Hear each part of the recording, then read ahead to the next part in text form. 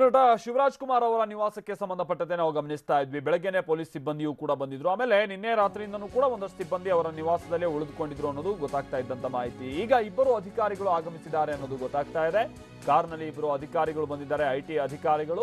ಕಾರ್ನಿಂದ ಒಂದು ಬ್ಯಾಗ್ ಅನ್ನ ಹಿಡಿದುಕೊಂಡು ಅಧಿಕಾರಿಗಳು ಒಳ ಹೋಗಿದ್ದಾರೆ ಅನ್ನೋದು ಗೊತ್ತಾಗ್ತಾ ಇದೆ. ನೀಲಿ ಬಣ್ಣದ ಒಂದು ಬ್ಯಾಗ್ ಅನ್ನ ಹಿಡಿದು ಅಧಿಕಾರಿಗಳು ಒಳಗೆ ಹೋಗಿದ್ದಾರೆ.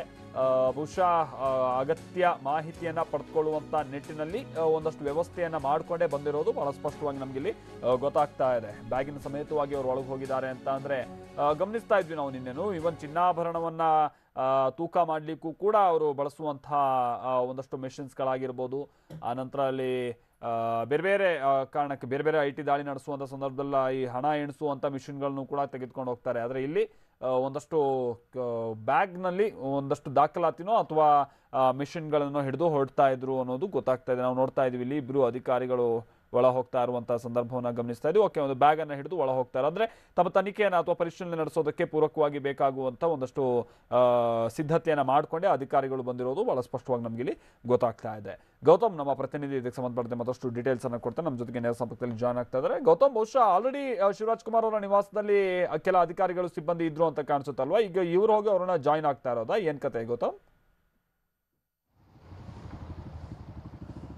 ಖಂಡಿತವಾಗ್ಲೂ ಕೂಡ ಮಾಲ್ತೇಶ್, ನಿನ್ನೆ ಏನು 8 ಜನ ಅಧಿಕಾರಿಗಳು ಶಿವರಾಜ್ ಕುಮಾರ್ ಅವರ ಮನೆ ಮೇಲೆ ದಾಳಿಯನ್ನು ಕೂಡ ಮಾಡಿದ್ರು. ಬೆಳಿಗ್ಗೆ 8 ಗಂಟೆಯಿಂದ ರಾತ್ರಿ 11 ಗಂಟೆವರೆಗೂ ಕೂಡ ನಿರಂತರವಾಗಿ ದಾಳಿ ಮಾಡಿ ಕೆಲ ಕಡತಗಳು ಹಾಗೂ ಕೆಲವೊಂದು ದಾಖಲೆಗಳನ್ನ ಮತ್ತು ಕೆಲವೊಂದು ಆಸ್ತಿ ಪತ್ರಗಳನ್ನ ಪರಿಶೀಲನೆ ಮಾಡಿ ಅಲ್ಲಿಂದ ವಾಪಸ್ ಕೂಡ ಆಗಿದ್ರು. ಸುಮಾರು 15 ಗಂಟೆಗಳ ಕಾಲ ನಿರಂತರವಾಗಿ ಈ ಒಂದು ಪರಿಶೀಲನೆ ಮಾಡಿದ ಬಳಿಕ ಐಟಿ ಅಧಿಕಾರಿಗಳು ಅಲ್ಲಿಂದ ತೆರಳಿದ್ರು.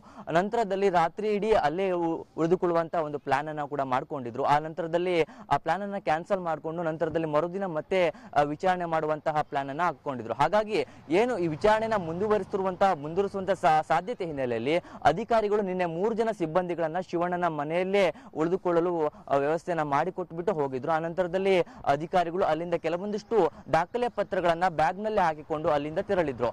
ಇದೀಗ ನಿನ್ನೆ ರಾತ್ರಿ ಇಡೀ ಅಲ್ಲಿ 3 ಜನ ಸಿಬ್ಬಂದಿಗಳು ಅಲ್ಲೇ ವಾಸ್ತವ್ಯವನ್ನ ಕೂಡ ಹೂಡಿದ್ರು. ಇದೀಗ ಮತ್ತೆ ಇಬ್ಬರು ಅಧಿಕಾರಿಗಳು ಇದೀಗ ಶಿವಣ್ಣನ ಮನೆ ಮುಂಭಾಗದಲ್ಲಿ ಇದೀಗ ಬಂದಿರುವಂತದ್ದು. ಅದು ಕೂಡ ಐಟಿ ಅಧಿಕಾರಿಗಳು ಇನೋವಾ ಕಾರ್ನಲ್ಲಿ ಬಂದು ಇದೀಗ ಶಿವಣ್ಣನ ಮನೆಯ ಒಳಗಡೆ ಕೂಡ ಹೋಗಿದ್ದಾರೆ.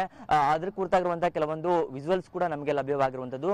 ಅಲ್ಲಿ ಒಬ್ಬ ಅಧಿಕಾರಿ ಏನು ನೀಲಿ ಬಣ್ಣದ ಬ್ಯಾಗ್ ಅನ್ನ ಎತ್ಕೊಂಡು ಹೋಗಿದ್ದಾರೆ. ಅದರಲ್ಲಿ ಕೆಲವೊಂದಿಷ್ಟು ದಾಖಲೆ ಪತ್ರಗಳು ಇರುವುದು ಕೂಡ ಗೊತ್ತಾಗಿದೆ. ಯಾಕಂದ್ರೆ ನಿನ್ನೆಯಷ್ಟೇ ಅದೇ ಬ್ಯಾಗ್ ನಲ್ಲಿ ಶಿವಣ್ಣನ ಮನೆಯಲ್ಲಿ ವಿಚಾರಣೆ ಮಾಡುವಂತ ಸಂದರ್ಭದಲ್ಲಿ ಅಲ್ಲಿ ಕೆಲವೊಂದು ದಾಖಲೆ ಪತ್ರಗಳನ್ನ ಪಡ್ಕೊಂಡು ಹೋಗಿದ್ರು. ಅದೇ ಬ್ಯಾಗ್ ನಲ್ಲಿ ಹಾಕಿಕೊಂಡು ಅಲ್ಲಿರುವಂತಹ ಅಧಿಕಾರಿಗಳು ಅಲ್ಲಿಂದ ವಾಪಸ್ ಕೂಡ ನಿನ್ನೆ ರಾತ್ರಿ ಕೂಡ ತೆರಳಿದ್ರು. ಹೀಗಾಗಿ ಅದೇ ಬ್ಯಾಗ್ ಅನ್ನ ಇದೀಗ ವಾಪಸ್ ತಂದಿರುವುದರಿಂದ ನಿನ್ನೆ ತೆಗೆದುಕೊಂಡು ಹೋಗಿರುವಂತಹ ದಾಖಲಾತಿ ಪತ್ರಗಳು ಎಲ್ಲವೂ ಕೂಡ ಅದೇ ಬ್ಯಾಗ್ ನಲ್ಲಿ ಇರುವುದು ಕೂಡ ಇದೀಗ ಸ್ಪಷ್ಟವಾಗ್ತಾ ಇರುವಂತದ್ದು. ಜೊತೆಗೆ ನಿನ್ನೆ ಪಡೆದುಕೊಂಡಂತಹ ದಾಖಲಾತಿ ಪತ್ರಗಳ ಬಗ್ಗೆ ಕೆಲವೊಂದಿಷ್ಟು ವಿವರಣೆಯನ್ನ ಇಂದು ಶಿವಣ್ಣನ ಮುಂದೆ ಇಡುವಂತ ಸಾಧ್ಯತೆ ಇದೆ. ಅಂದ್ರೆ ಕೆಲವೊಂದಿಷ್ಟು ಪ್ರಶ್ನೆಗಳನ್ನ ಶಿವರಾಜ್ ಕುಮಾರ್ ಅವರ ಮುಂದೆ ಇಡುವಂತ ಸಾಧ್ಯತೆ ಕೂಡ ಇದೆ.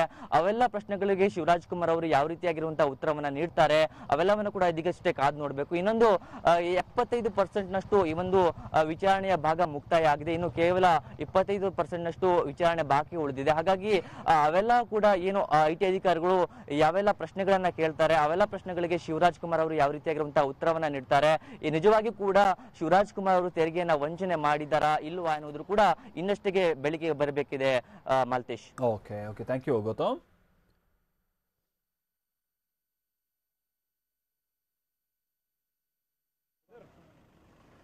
ನಿನ್ನೆ ಅವರ ಮನೆಗೆ ಸುಮಾರು 8 ಮಂದಿ ಅಧಿಕಾರಿಗಳು ಬಂದಿದ್ರು. ಇವತ್ತು ಈಗ ಹೆಚ್ಚು ಕಡಿಮೆ 4 ರಿಂದ 5 ಅಧಿಕಾರಿಗಳು ಈಗ ಆಲ್ರೆಡಿ ಬಂದಿದ್ದಾರೆ ಅನ್ನೋದು ಕೂಡ ಗೊತ್ತಾಗ್ತಾ ಇದೆ. ಪರಿಶೀಲನಾ ಕಾರ್ಯ ಮುಂದುವರಿಬಹುದು. ಹಾಗೆ ಪರಿಶೀಲನೆ ನಡೆಸೋಕೆ ಬಂದಂಥ ಅಧಿಕಾರಿಗಳು ಕೈಯಲ್ಲಿ ಒಂದು ಬ್ಯಾಗ್ ಹಿಡಿದು ಹೊರಡ್ತಾ ಇರುವಂಥ ಸಂದರ್ಭವನ್ನು ಗಮನಿಸ್ತಾ ಇದ್ದೀವಿ ನಾವಿಲ್ಲಿ. ಅಂದರೆ ಸಕಲ ಸಿದ್ಧತೆಯೊಂದಿಗೆ ಬಂದಿರೋದು ಕೂಡ ಬಹಳ ಸ್ಪಷ್ಟವಾಗಿ ನಮಗೆ ಗೊತ್ತಾಗ್ತಾ ಇದೆ.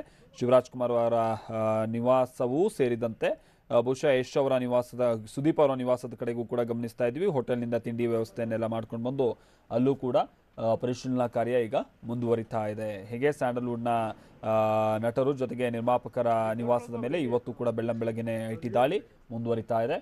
ಆಮೇಲೆ ಇನ್ನೇನಿದ್ರು ಈ ಥರದ ಬಹಳಷ್ಟು ದಾಳಿಗಳಲ್ಲಿ ನಾವು ಗಮನಿಸ್ತಾ ಇರ್ತೀವಿ. ಆರಂಭದ ದಿನದಲ್ಲಿ ಪರಿಶೀಲನೆ ಕಾರ್ಯವನ್ನು ನಡೆಸ್ತಾರೆ. ಆ ನಂತರದಲ್ಲಿ 2ನೇ ದಿನ ವಿವರಣೆಯನ್ನು ಪಡುವಂಥ ಕಾರ್ಯವನ್ನು ನಡೆಸ್ತಾರೆ.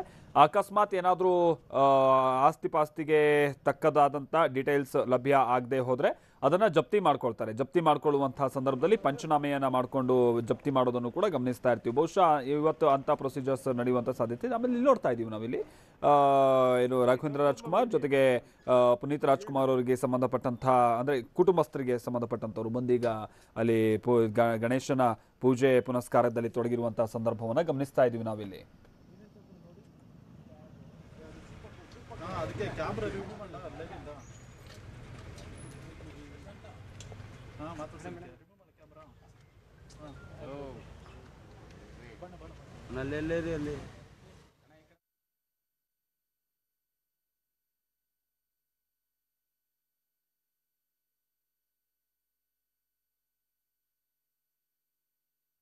ಆಮೇಲೆ ನಾವು ಈ ಸದಾಶಿವನಗರದಲ್ಲೇ ಗಮನಿಸಬಹುದು, ಎರಡು ನಿವಾಸ ಇದೆಯಲ್ಲ, ರಾಘವೇಂದ್ರ ರಾಜ್ಕುಮಾರ್ ಅವರ ನಿವಾಸ ಜೊತೆಗೆ ಪುನೀತ್ ರಾಜ್ಕುಮಾರ್ ಅವರ ನಿವಾಸ. ಎರಡು ನಿವಾಸವೂ ಕೂಡ ಒಂದು ರೀತಿ ಹೊಂದ್ಕೊಂಡೇ ಇರೋದು. ಹಿಂದೆ ಕಂಪ್ಲೀಟ್ ಆಗಿ ಹೊಂದ್ಕೊಂಡಿತ್ತು, ಈಗ ಡಿವೈಡ್ ಆದ ನಂತರದಲ್ಲಿ ಕಾಂಪೌಂಡ್ ಎರಡು ಹೊಂದ್ಕೊಂಡಂತೆ ಇದೆ. ಬಟ್ ಮನೆ ಸ್ವಲ್ಪ ಮಧ್ಯದಲ್ಲಿ ಗ್ಯಾಪ್ ಇರೋದನ್ನ ನಾವು ನೋಡ್ತಾ ಇರ್ತೀವಿ. ಈಗ ಆದರೆ ಎರಡು ಮನೆಗೆ ಸಂಬಂಧಪಟ್ಟಂತೆ ಈ ಗಣೇಶನ ವಿಗ್ರಹ ಇದೆಯಲ್ಲ, ಬೆಳಗಿನ ಸಂದರ್ಭದಲ್ಲಿ ಎರಡು ಮನೆಯವರು ಸ್ವಲ್ಪ ಕೈ ಮುಗಿದುಕೊಂಡು ತೆರಳೋದನ್ನ ಗಮನಿಸ್ತಾ ಇರ್ತೀವಿ ನಾವು. ಅದರಂತೆ ಗಮನಿಸ್ತಾ ಇದ್ದೀವಿ ರಾಘವೇಂದ್ರ ರಾಜ್ಕುಮಾರ್ ಅವರ ಪತ್ನಿ ಬಂದು ಅಲ್ಲಿ ಗಣೇಶನಿಗೆ ಕೈ ಮುಗಿದು ಹೋಗ್ತಾ ಇರುವಂಥ ಸಂದರ್ಭವನ್ನು ಗಮನಿಸ್ತಾ ಇದ್ದೀವಿ. ಮಾತನಾಡಿಸೋದಕ್ಕೆ ಬಹುಶಃ ಪ್ರಯತ್ನ ಮಾಡಿದ್ರು ಮಾಧ್ಯಮದವರು ಕೂಡ. ಆ ಸಂದರ್ಭದಲ್ಲಿ ಯಾವುದೇ ಮಾತುಕತೆಗೂ ಕೂಡ ಅವರು ಒಲ್ಲೆ ಅಂತ ಹೇಳಿ ಅವರು ಸೀದಾ ಒಳಗೆ ಹೋದಂಥ ಸಂದರ್ಭವನ್ನು ಗಮನಿಸ್ತಾ ಇದ್ದೀವಿ. ಅಂದರೆ ಈ ಟೈಮ್ನಲ್ಲೂ ಕೂಡ ಅವರು ಪ್ರತಿನಿತ್ಯವಾಗಿ ಗಣೇಶನ ಪೂಜೆ ಪುನಸ್ಕಾರವನ್ನು ಏನು ಸಲ್ಲಿಸ್ತಾರೆ ಅದನ್ನು ಅವರು ತಪ್ಪಿಸೋದಿಲ್ಲ ಅನ್ನೋದು ಬಹಳ ಸ್ಪಷ್ಟವಾಗಿ ಇಲ್ಲಿ ಗೊತ್ತಾಗುತ್ತೆ ನಮಗೆ. ಅವರ ಪತ್ನಿ ರಾಘವೇಂದ್ರ ರಾಜ್ಕುಮಾರ್ ಅವರ ಪತ್ನಿ ಬಂದು ಪೂಜೆಯನ್ನು ಸಲ್ಲಿಸ್ತಾ ಇರುವಂಥ ಸಂದರ್ಭವನ್ನು ಗಮನಿಸ್ತಾ ಇದ್ದೀವಿ ನಾವಿಲ್ಲಿ. ಬೆಳಗ್ಗೆನೇ ಬಂದು ಅರ್ಚಕರು ಪೂಜೆ ಪುನಸ್ಕಾರವನ್ನು ಈ ಗಣೇಶನ ವಿಗ್ರಹಕ್ಕೆ ಸಂಬಂಧಪಟ್ಟಂತೆ ಸಲ್ಲಿಸಿ ಹೋಗ್ತಾ ಇದ್ರು. ಆಮೇಲೆ ಪುನೀತ್ ರಾಜ್ಕುಮಾರ್ ಅವರ ಪುತ್ರಿ ಆ ಟೈಮ್ನಲ್ಲೇ ಸ್ಕೂಲ್ಗೂ ಕೂಡ ಹೋದರು. ಈಗ ಪಕ್ಕದ ನಿವಾಸನೇ ರಾಘವೇಂದ್ರ ರಾಜ್ಕುಮಾರ್ ಅವರ ನಿವಾಸ, ಅಲ್ಲಿಂದ ಅವರ ಪತ್ನಿ ಬಂದು ಪೂಜೆ ಪುನಸ್ಕಾರವನ್ನು ಸಲ್ಲಿಸಿ ಹೋಗ್ತಾ ಇರೋ ಸಂದರ್ಭವನ್ನು ನೋಡ್ತಾ ಇದ್ದೀವಿ ನಾವಿಲ್ಲಿ.